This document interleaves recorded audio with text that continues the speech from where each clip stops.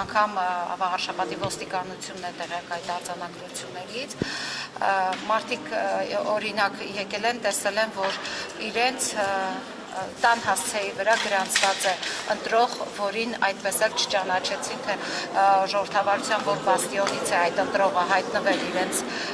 տան հասցեում։ Մեկը եկել է եւ տեսել է, որ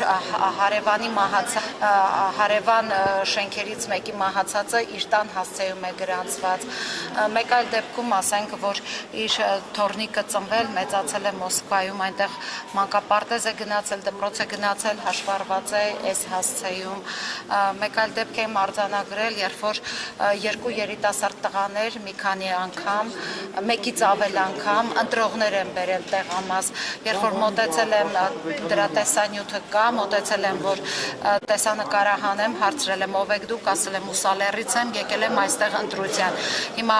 նա արդյոք եկել էր այստեղ ինչ-որ մեկի փոխարեն ընտրելու, թե բերել էր այդ բաժին մարդկանց, ովքեր եկան ընտրեցին իրենց հրահանգով ու գնացին, ես չեմ կարող ասել, որովհետև երբ որ տեսան, որ արդեն տեսանկարահանվում է, իրենք շատ արագ ճողոպրեցին, երկու երիտասարդներ էին տեսանյութում կան։ Կար մի կին, ով բերել էր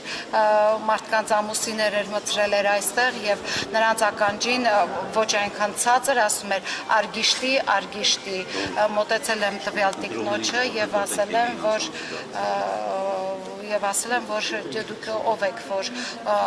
այստեղ եք այս մարդկանց հետ, ասել է Վաղարշապատից մանկավարժ եմ, ասում եմ իսկ ինչու եք ուղղորդում այդ մարդկանց, այնպես է փախել, որ չեմ հասցրել անգամ իրեն լուսանկարել։ Մի խոսքով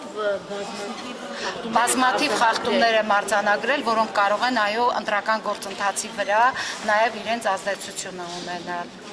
Որովհետև երբ որ մի տեղամասում մեկ վստահված անձ այդքան խախտումներ է արձանագրում, ես կարծում եմ, որ նման խախտումները կարող են իրենց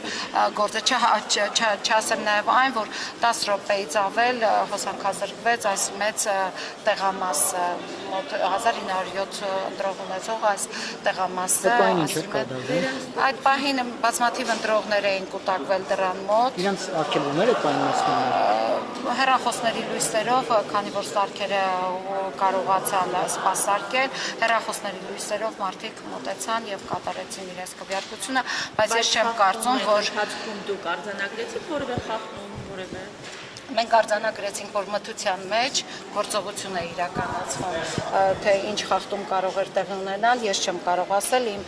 Facebook-յան էջում ես ուղիղ կպել եմ այդ մթության տեսարանը, ես կարծում եմ, որ Ռոմանոս Պետրոսյանը պետք է շատ աչալուրջ լիներ, որ Էջմիածնում տեղի են ունենում այսօր ընտրություններ եւ լարված է Էջմիածնում, կանխեր այդ հոսանքազրկումը Էջմիածին քաղաքի մի մասում, ասում են նաեւ գյուղերում։